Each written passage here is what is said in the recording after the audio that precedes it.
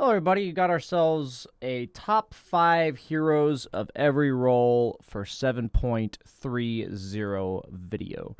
So I'm going to be referencing their win rates and also heroes that I've been seeing a lot in my games that have felt really powerful. I'm going to especially be highlighting the ones that are new, meaning that they weren't either played in their role before because they were generally a core turn support or support turn core, or they just weren't very popular last patch. So there's going to be a few heroes that obviously get left out, and they're probably pretty good, but I'm going to mention the heroes that I think you can look to try and really do well with in 7.30. Banana slam jam.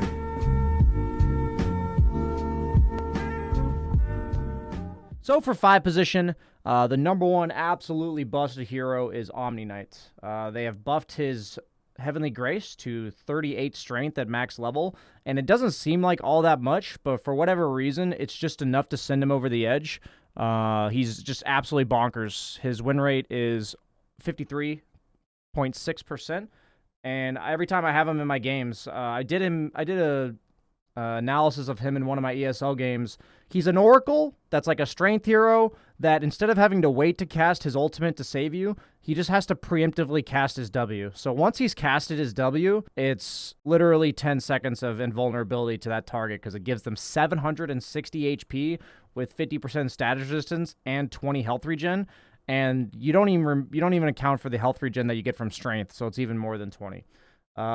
His laning is not too bad. You can look to stack and pull. He goes incredibly well with a lot of the popular carries, most notably Sven. Yeah, just absolutely bonkers 5 position. Next up would be Lich. They buffed the mana cost on his Q, and they also gave him some nice quality of life changes, like the cast range on his E and the projectile speed of his ultimate. I think the hero is just really powerful in lane. He always has been, but now his mid game doesn't feel as crippled, and he doesn't have to buy as much regen in lane, slightly. And Mango's got buffed, so any hero that's like a Mango spammer definitely benefits a lot from this patch. My next up for 5 positions is Bane. The fact that Nightmare now does pure damage just gives you a little bit of extra damage in the laning phase. Bane has always been incredibly powerful in the laning phase. He's known for babysitting his carries. And coupling that with the fact that they reduced the mana cost on his Brain Sap, his early game is just much more powerful. The hero's much better at doing what he was always intended to do. So up at number 4, we have Pangolier. And the reason why I mention him as a 5 is he's getting picked an awful lot in competitive Dota right now. It may just be a fad, but from what I see, the level 1 shield crash is just incredibly strong for trading. You largely play outside of the lane, and eventually you turn into a BK bead support in teamfights. Pretty much it. His kit's very useful without virtually any items. The fact that they nerfed the whole swashbuckle lucky shot build and made the hero more about his shield crash. You just go 1-4-1 and play for your teamfight ultimate. And you're also pretty good at being like survivable and taking dangerous farm on the map. If there's ever times where somebody has to go defend a tower, he's really great at that as well. Last but not least, for 5 positions, is Dawnbreaker. Her base stats are absolutely insane. She has almost 60 base damage, 4 base armor, 310 move speed, and both of her skills are just insane value. So level 1 and 2, she has a gap close if she needs it. She has a range creep, secure if she needs it. She's just very strong in lane for kills, and she's paired well with any high damage, high contest carry. You don't want to pick like Anti-Mage or Alchemist with Dawnbreaker.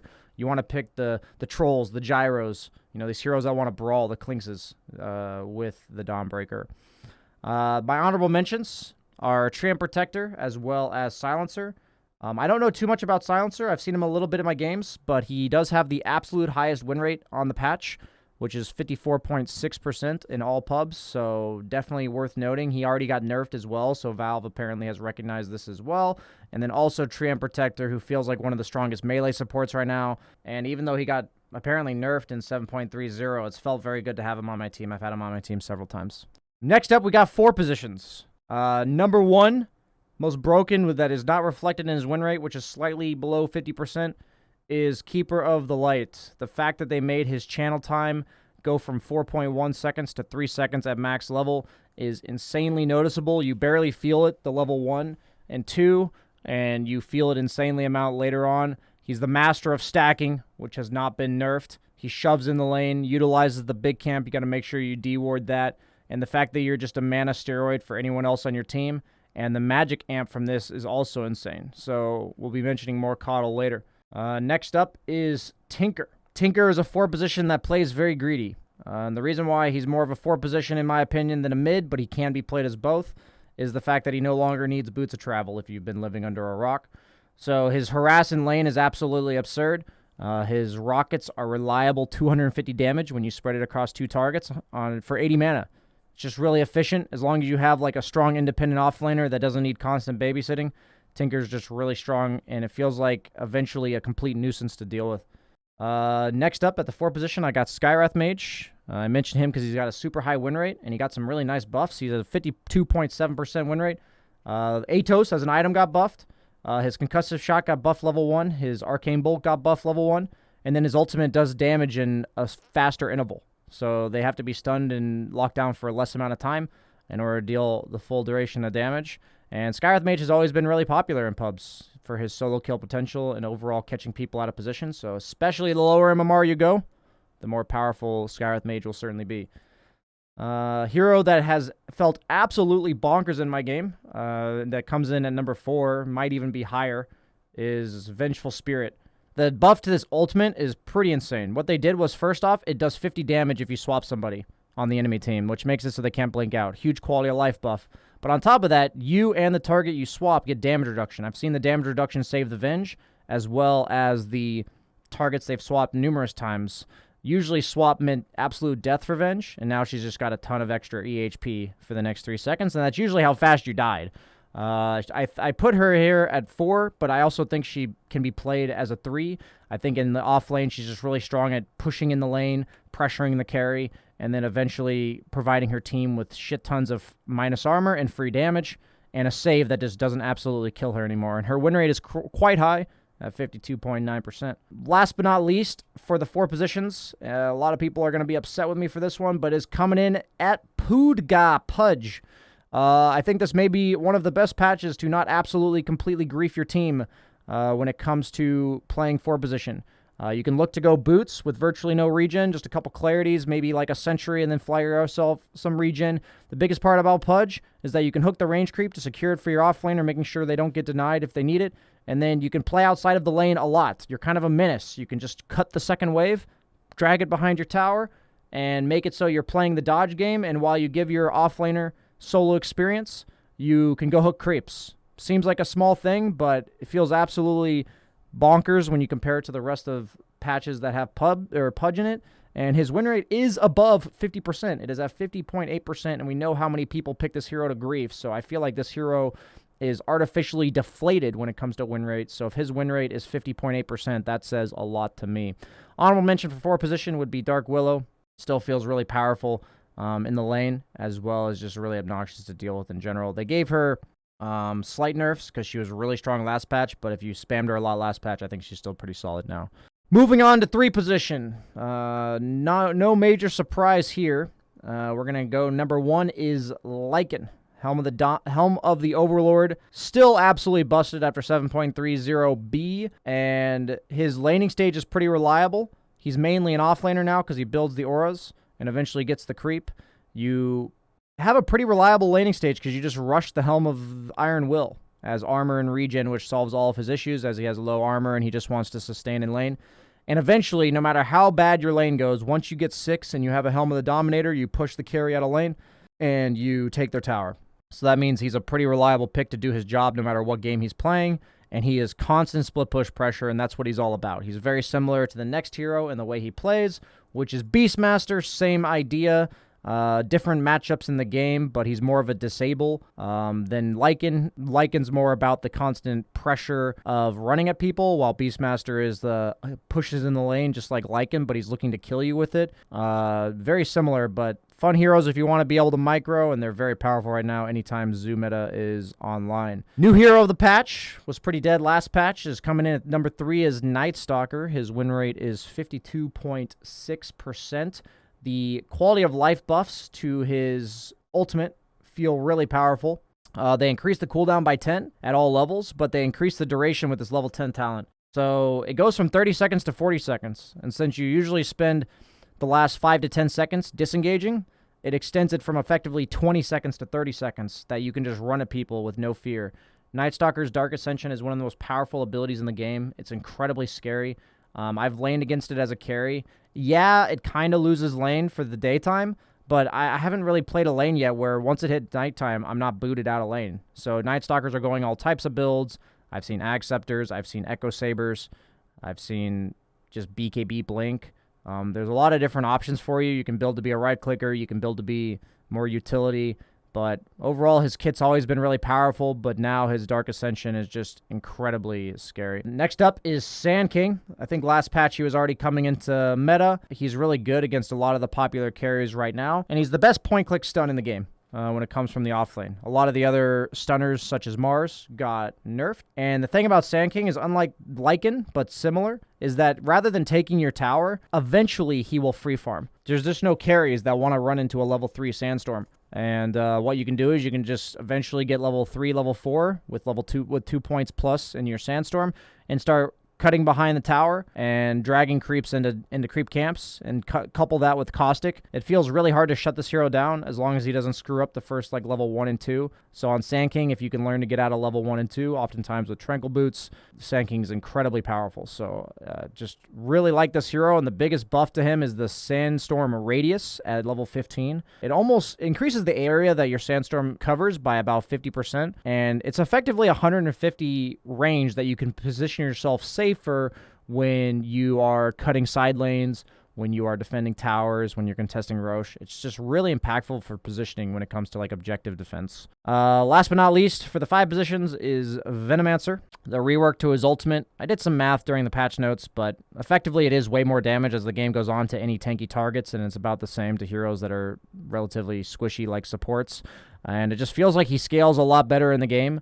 I also like him a lot against most of the 5-1 combos, except for OMNIKNIGHT and Abaddon as 5s. You don't want heroes that can purge off your Gale. His worst matchup in the carry role is PL, but everything else feels really good for this hero. And just like all these other offlaners, he eventually boots you out of lane. But instead of doing it by virtue of pushing your tower, he does it because he just gives you the Poison Sting. And his early game seems good enough that he should hit that point in most games. And with the buffs to his ultimate, he scales much better. Honorable mention for 3, got 2 heroes. Dark Seer, really high win rate, super fun hero, and he's been buffed a lot. And his normal punch is effectively a disable now. Like, he's been given a disable. I know it's been that way for a while, but he was getting picked a lot towards the end of last patch, and I think his worst part of his game was the fact that he was an offlaner without a disable. So he's got a lot of team fight, and he's now got like a pseudo-disable that can help lead to pick-offs or just finishing somebody off. And also Undying. Been seeing him a lot at ESL already. I've played him once myself as a core. Just insane kit, man. The level 10 talent giving him decay damage. His decay now hits for 160 damage, and decay does double damage to creeps. So your decay is now a 4-second cooldown, 320 damage nuke, which gives him the capabilities of farming, which is really what this hero always lacked and makes him viable as a core. Now we're going to the mid lane. My number 1 doesn't have the best win rate, but I still stick by it, is BATRIDER. He is the broodmother of the mid lane, and what I mean by that is he is the cheese pick. He is so good against so many heroes in the meta right now. And what I mean by, he's not even so good against so many heroes in the meta. He's got like 3 or 4 bad matchups. He's got the dispels like Abaddon and Omni, similar to Venomancer, and SLARK PL are not the best for him, but like anything else, the Monkey Kings, the Svens, these greedy mids like SF, anything that can't remove Sticky and Firefly, BATRIDER is just an absolute menace, and with the buff to his Firefly, he can also be played as a 3. I've been seeing Ice Ice Ice go level 1 Firefly and play it similar to Viper, where you just Firefly the first wave, push it in, get level 2, and dodge. This hero farm stacks just like before. Very strong hero when it comes to the stack game, and he goes for the Boots of Travel, which seems to be a lot of the meta for mid laners right now. So he just fits everything. I feel like he's a very strong hero right now. Situational later on in the draft, but very strong if you can play him. Next up's Void Spirit. Just feels like the numbers have been really nice buffs for the hero. They gave him later game damage with Astral Step, and then they buffed his first spell, and the hero just feels really strong. Next up is Ember Spirit. I think he's really good against the meta. He's really good against these heroes like Sven that rely on like the 2 seconds to lock you down because he's very difficult to lock down. He's good against PL. He's even good against CLINKZ, heroes you just want to get up in their face. He has a lot of different options for builds. I've seen Blade Mails, Mage Slayers, Maelstroms, Ags. I feel like he has a lot of different routes, so if you're willing to vary your itemization on this hero, his laning stage has just been buffed so many times, with Flame Guard going to 11 seconds last patch at level 1, and then now it's 110 damage, just making him have more matchups where he can keep his Flame Guard on level 1 and 2. And next is, shocker guys, if you haven't watched my videos, Keeper of the Light mid. Absolutely absurd. Make sure you check out my first ESL video if you have not already, because I did a review of 9's Keeper of the Light. The build is 3 Null Talismans, Boots of Travel, Dagon 5, Blink Dagger, Sheep. If you ever have to build a defensive item, I see BKB. His damage output is just absurd. You kind of have to see it to believe it. The pressure on the map is immense. You can be anywhere. You have a strong slow magic amp. And because of the buff to his max channel time and max level, it feels like I'm always getting hit by the horses when I'm against him. And he's just so fast. His ultimate gives him move speed, and his base movement speed is 330. With Boots of Travel, he's sitting over 430 move speed, plus the movement speed from his ultimate. Incredibly elusive, hard to catch, can split push dangerously while leaving his Illuminate channeling. With 3 Null Talismans, you one-shot creep waves. Just very scary stuff. 5th would be Invoker. Feels very nice this patch. I know he got nerfed a little bit, but every time I have Invoker in the game, a lot of them are going for the Exort build. But I think the fact that he has options and the fact that mid lane is relatively isolated from what I've seen so far, a lot of dual lane pressure in the side lanes, and the water runes getting nerfed is definitely, in my opinion, a buff to Invoker, one of the few mid laners that just didn't rely on runes at all. Honorable mention would be SF. I've seen him a lot more this patch than before. All the SF spammers are back. I'm not 100% sure on this hero, but he feels really hit or miss. It comes down to if the opponent mid is like an invasive hero or not. If it's like a Batrider or like a Queen of Pain, it feels like SFs are really struggling. But if he's against any like stationary farm-heavy mid laner, SF feels really powerful. So you can probably look to use SF. I've seen Miracle go like a Shadow Blade Rush. People are going for a combination of like physical plus utilizing their ultimate for solo kills. The buff to Silver Edge is really nice for the hero, so I view SF as a really good way to deal with the Bristlebacks, the Tidehunters, all these super reliant heroes on their defensive passives. And to wrap it up, we got ourselves a carry top 5 of the patch. Coming in at number 1, absolutely shit bonkers if you haven't played against it yet, is the Sven. Just so many buffs to him and so many nerfs to all the other heroes that farm stacks. He is by far the best stack farmer in the game. Cast point on his stun, cleave at max level, everything. His talents are just really nice. Even his level 25 talent has options, and it just feels like with the combination of how what 5s are coming into the meta, like OMNIKNIGHT, he just goes so well in so many games. And if you want free MMR, Omnisven, guys. Pick it while it's hot. It's completely busted. Really hard to play against. Next up is my boy SLARK. My boy Slarky Malarkey. I'm a really big fan of SLARK. The self-damage reduced from 50% to 30% allows him to use this ability much more freely in lane to trade. You also can afford to take stacks and not just die to them when you're level 6, coupling that with the regen of your ultimate. It used to be like very... you were riding the edge. You know, you'd be almost dying to stacks. You'd be barely sustaining in the jungle while going from camp to camp. And making this 30% has definitely been noticeable. They did nerf him in 7.30B, but this just means you have to often buy an early Sage's Mask towards your Echo Saber or Mage Slayer, and you also have to buy Raindrops a lot of the time. But other than that, I don't really feel it. You also want the mana regen neutrals. The Arcane Ring and the Keen Optic are the best neutrals on him level 1 because of this. He's just spamming Dark Pact. And then the level 20 talent is an amazing scaling for him. The level 10 and 15 just make it so that he can spam Dark Pact for farm faster, keeping up with these other carries. I did the video on Ame going Radiance. I think the hero's just got other options. He's got different playstyles. He used to be one-dimensional, run at you, get permanent agi stacks, and that his only way of keeping up in a farm was killing you. And that's absolutely still viable, but it's not the only way to play him now, which is really cool. His shard's also really good too. It was good last patch, but I thought the hero was just not good last patch. Third is CLINKZ. Okay, so real quick, Sven's got a 53% win rate. SLARK's got almost a 54% win rate. And CLINKZ is sitting at a 52% win rate. And, you know, people in the lower MMRs, when they saw the patch, they were like, oh no, my ability to solo kill people, wah. Well, you guys are now learning the importance of being able to wave clear, because this hero is absolutely absurd. Can farm so many stacks, ancient stacks included. He can usually hit his Burning Barrage into 2 camps at once if you angle it correctly. This hero just comes online insanely early when it comes to getting a lot of items. Not insanely early because he wants to participate and be a skirmisher like he was before. This hero is a hard carry, people. The build is Maelstrom, Treads, Dragonlance, Scotty, BKB, and then from there you can kind of vary. But those are the items. This hero's got really nice talents. You often take the mana regen, the skeleton walk cooldown, the attack range, and the death pact health damage. There's a little bit of variance there, but that's usually the ones you take.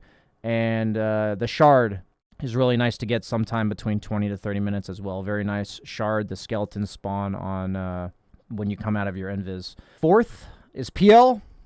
Other than Sven, I feel like PL has really good matchups this patch. So I would be like looking to ban Sven if you want to pick PL. His mana burn's really powerful against a lot of these long, drawn-out fight heroes like Slark.